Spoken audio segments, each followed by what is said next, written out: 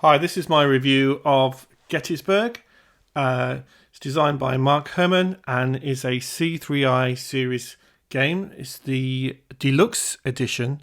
The game originally came out as part of the C3I magazine, but I loved the game so much that I bought the Deluxe edition, and I've just recently played through the game a couple of times, so I thought I'd do a quick review. So first up, let's have a look at the rulebook. The rulebook is incredibly well written and edited. It's very concise. The rules are very straightforward. Full colour, as you can see. Graphically, the layout is superb. The rulebook talks you through the key mechanics of the game and talks you through the key phases of the game. And also gives you examples as you work your way through the rulebook. I have played both the two games in the series, so Gettysburg and Waterloo. I played Gettysburg first, and pretty much after reading the rulebook, got the game on the table, and it all made sense, and just started playing. Played it solo for the first time, just to get the rules down before playing with an opponent. But it's incredibly well written. There was never any doubt in my mind how the rules were intended. There's a lot of nuance in the strategy, but from a mechanics point of view, it's very straightforward, and that is testament to the writing and I think the editing as well. Absolutely superb. It's not a huge rulebook, so we're at 11 pages of rules, and some of that is map examples and examples of play. So it's a very straightforward set of rules and mechanics. It's one of the things I like about the game. But absolutely brilliant job. And on the back cover, you get a nice played aid summary as well. You also get a player aid card sheet as well. This is incredibly useful for the game. You don't need to, once you've played through the game once or twice, you're going to be using this very rarely, as much as anything to remind you through the sequence of play, which again, once you've played through a few turns, comes very, very naturally. Full colour both sides. Print quality is brilliant. I would say one of the great things about the Deluxe edition is the quality of all the printing, and the materials is absolutely fantastic. From the box through to these sort of aids like this. So yeah, absolutely great. And again, very clear, very well written, no problems at all. Top job. So next up, we get a strategy guide, and this is excellent. It really elaborates on the design of the game, not in terms of the mechanics, but in terms of the designer notes. And I found this a real pleasure to read. It gives you sort of strategies for the game, as well as some insight into the designer's thinking behind the game and the effort that was being put into the game.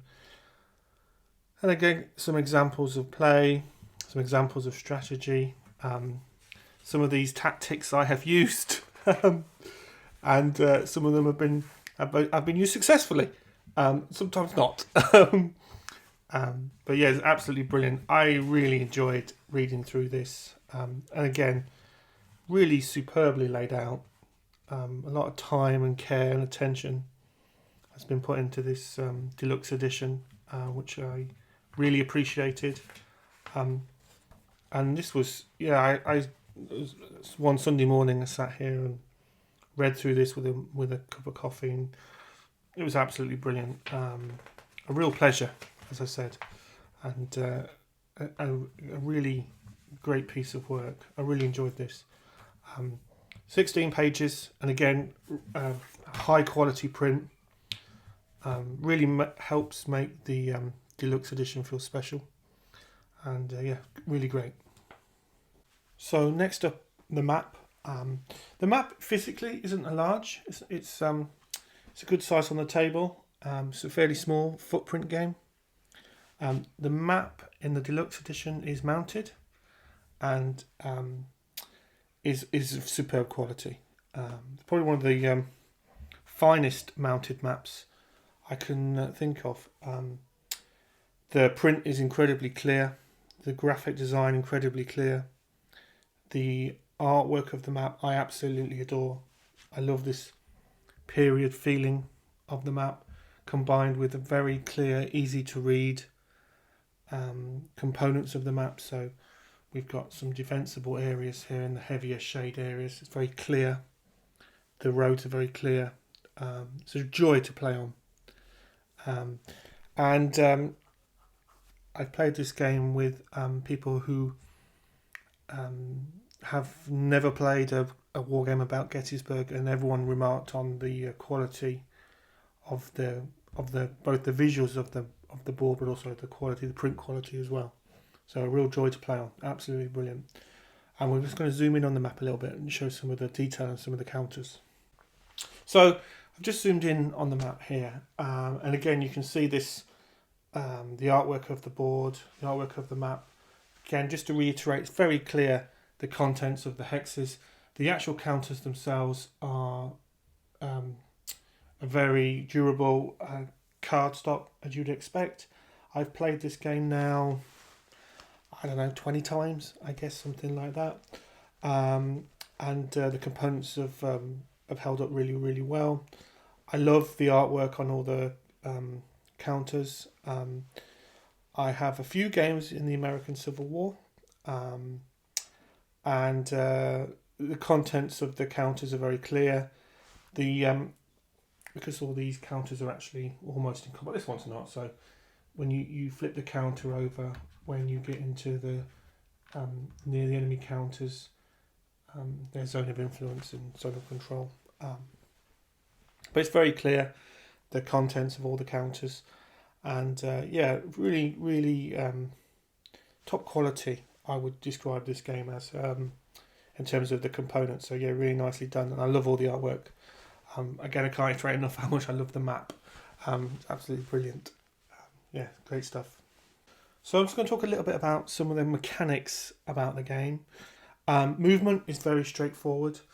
The counters, there's not really a huge number of hex content in terms of it affects their movement too much. And the game has a mechanic where you can move the counters as many times as you like, but it's very much I go, you go, I go, you go, I go, you go. So I'll move a counter, and then the opponent will move a counter. There's a moment where you can pass, and then the player will roll dice to see how many extra moves they get. It works really, really well. It basically means you can move counters from the bottom of the board or the top of the board great distances in one turn, which is really nice. Combat, very, very straightforward. You are rolling a dice each, and in effect the highest number wins, and you look to see the difference, and that'll determine what happens to the losing counter. That can be improved by using artillery support, or if you're in one of those defensive type hexes, or if the counter has stars on it as well. It's a mechanic that you can teach in a few seconds, and you will never need to refer to the rules ever again. It's very straightforward. It's probably worth pointing out, so I've got the dice on the board. These you get these special dice with the logo to represent number 1, with the Deluxe edition as well. Very nice they are too. But all the mechanics are very straightforward.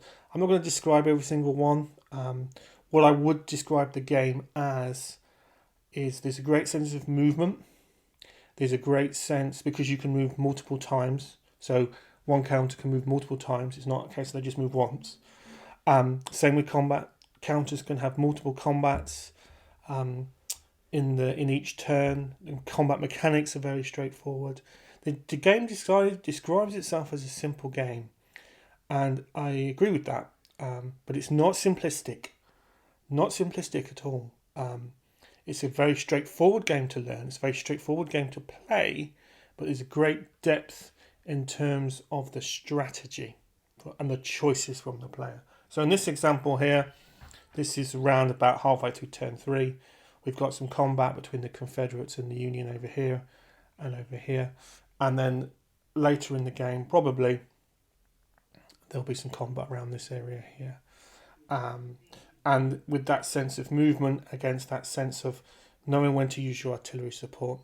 When you use your artillery support, if you both want to use artillery support, you roll a dice. The highest number wins. However, on a 6, that impacts the opponent. But when you're playing 2-player, you don't. You both secretly decide if you want to use artillery support or not. It's a great mechanic that works really, really well. What I like about this game is that all the mechanics are straightforward. Movement, artillery, combat effects. What happens as a result of combat. What happens as a result of combat. It's all very straightforward, and it enables you to focus on the strategy you want to play in the game. So your key focus is on that and the decisions that you both players need to make, and that keeps the game fresh every time you play it. I've played this game back to back multiple times. So we'll play a game. It takes 45 minutes, an hour to play max. And then we'll set the game up again and play again, but using a different strategy. And that's incredibly satisfying. And there's a depth to that strategy. The mechanics, which a lot of war games focus on, are very straightforward. I can't stress that enough. There's a depth to the mechanics, but it's the depth to the choice you have as a player and thinking about what your strategy wants to be, which is brilliant. And there's a brilliant flow to the game. Most war games, I'll do all my combat and I'll do all my moving, and then the opponent does all that, and while they're doing that, there's probably not much for me to do. This game doesn't work that way. This game, I might decide, I'll have some combat. I'm the Union player, and I'll attack that Confederate counter there. We'll resolve that combat. Then it's the Confederate turn, and they'll go, I'm going to attack you back. Let's say it was a draw, and I've got 2, so I get a +1, but you're in a defence, so I've got to kind of figure that out. Maybe I'm going to use artillery, maybe I'm not, etc. Back to the Union player. So it's the agency of the player turn is really quite rapid, and that gives a really good backwards and forwards gameplay, which I thoroughly enjoyed. I can't stress that enough. It's brilliant, and it's incredibly good for players who are not used to playing. It's great for players who play war games, but it's also great for players who don't play many war games, or maybe haven't played games about Gettysburg, for example. That agency really helps. That streamlined mechanics really help. So all the mechanics very straightforward. If you've played any number of war games, you'll read through the rulebook and understand them perfectly well. And they all make sense. There's no oddness to them. There's some elements that are unique, such as how you use artillery support, the zones of control and zones of influence, I think they're called. Again, quite unique to this game system. The structure of the game turn. So using your leaders.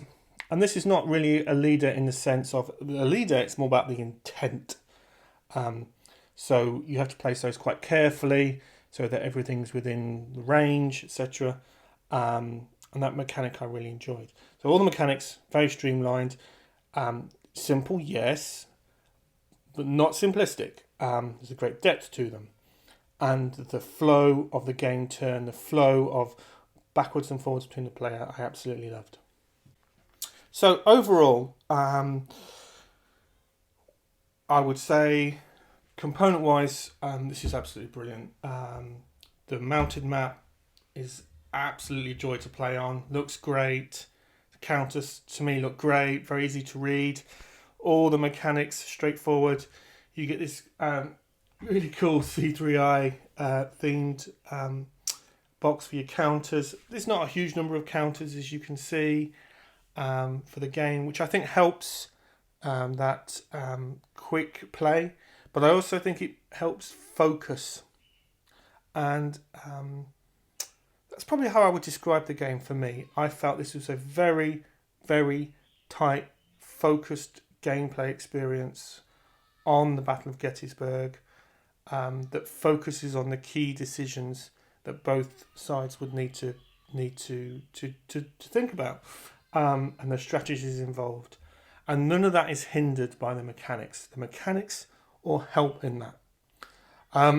As I've said many times, the production of the game is impeccable.